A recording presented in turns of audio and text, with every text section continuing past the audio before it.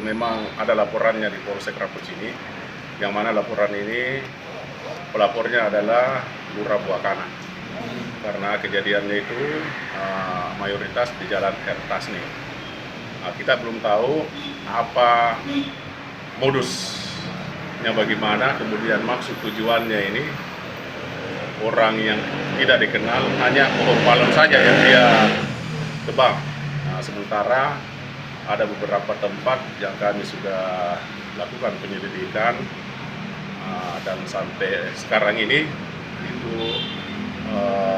masih ada beberapa saksi kita harus periksa sambil menunggu juga rekaman CCTV dari Pemkot Kota Madya. Jadi yang melaporkan ini pihak Pemkot atau pemerintahan, dalam hal ini Lurah Buakana. Kalau untuk jeratan undang-undangnya apa, Bang? Apanya? Jeratan undang-undangnya? Ya nanti kita lihat. Yang jelas ini kan kita untuk sementara dia masih melakukan perusakan. Tentunya pasal 406 KUHP perusakan.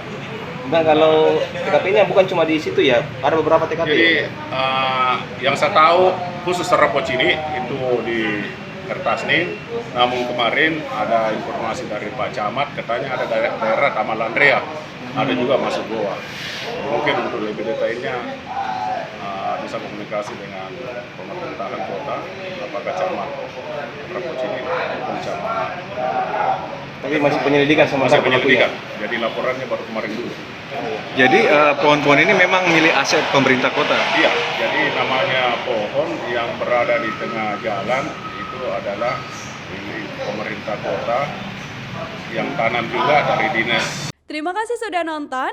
Jangan lupa like, subscribe, dan share ya.